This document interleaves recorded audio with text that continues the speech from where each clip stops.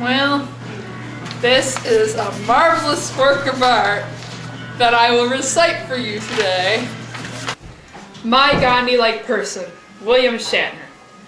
The person I selected as the individual that most closely represents Gandhi-like qualities is the one and only William Shatner, who portrayed Captain James T. Kirk of the U.S. Enterprise on the television show Star Trek. William Shatner said during an interview, when he was posed the question of who he admires, which he replied, Gandhi. He continued, I was a very fortunate man in landing the role as Captain James T. Kirk on the television show Star Trek. Kirk was a fine, upstanding, kind-hearted, sweet, loving, caring man. A real prince of a man. Gandhi and Kirk were finely cut from the same cloth, and I tried to incorporate those qualities rather successfully in my own life. As the interview progressed, we were lucky as he reminisced about his Gandhi-inspired moment. One day, William arrived at the set which they were about to shoot, where they shot the Star Trek show. Bill recounted, I remember the day as if it was yesterday.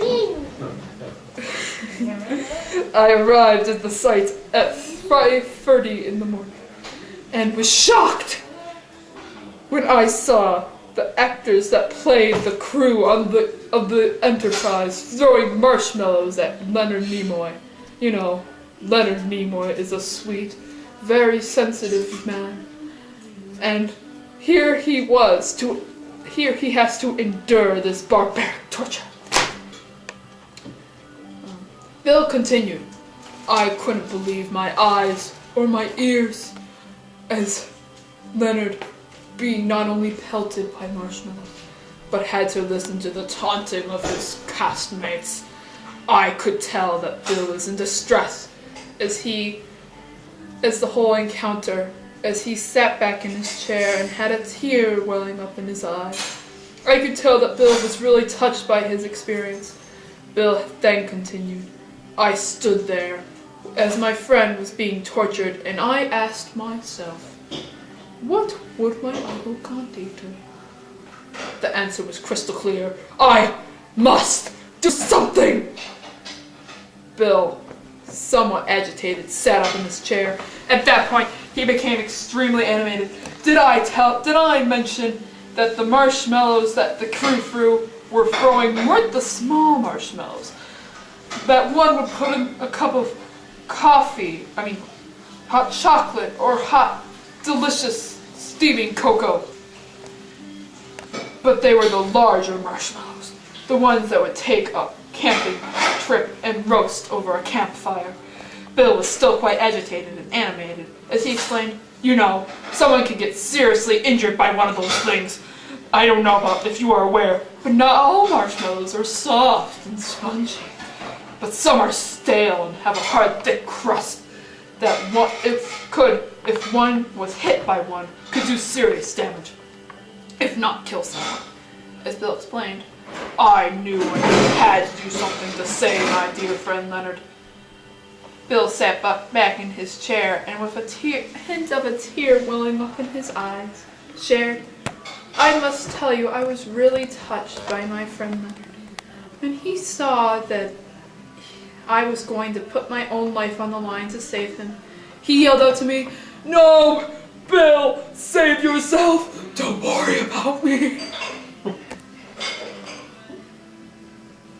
Bill now smiled, sharing, each time I think of that moment, well, God loved that sweet, compassionate man. Here he is, worried about me, as he is at any time at the risk of biting the big one. Bill once again smiled and reenacted the great historic moment. I knew I had to act fast. So, without concern of my own safety, I jumped to action and used my body like a shield to save Leonard from the life-threatening bombardment. I stood up like this and extended my arms and commanded my fellow castmates to stop throwing the marshmallows and cease yelling out each time a marshmallow hit Leonard. Bill sat up, and with a smile that went ear to ear continued, "You know, the cast ceased throwing the marshmallows and yelling at Leonard. I felt just like I could take on all the world's problems at that point in time, like my idol, Gandhi. I put aside personal welfare and all my selfishness and stood up for what was right. I am not sure that Gandhi could have done any better. You know, you can be seriously injured, crippled, or in some cases, you might even die if you are hit by one of those rough, potentially deadly projectiles." The interview ended with Bill saying that the world became a better place to live than that day.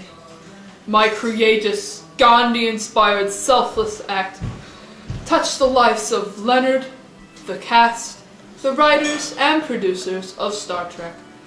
You know, even though the character of Kirk was already a Gandhi-like figure, the writers continued incorporating even more Gandhi-like attributes into the scripts.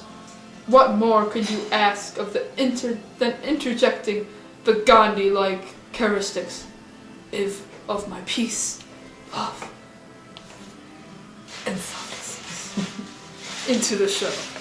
I personally think that the quality of the show improved drastically at that point.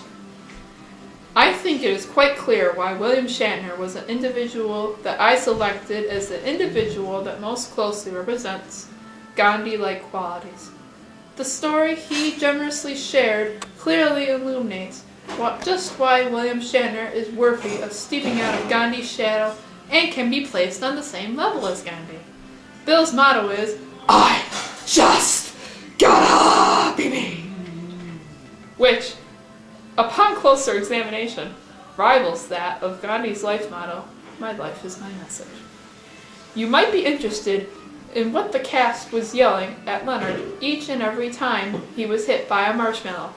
As Bill recounted, they yelled, "Boy, that sure hit the spot."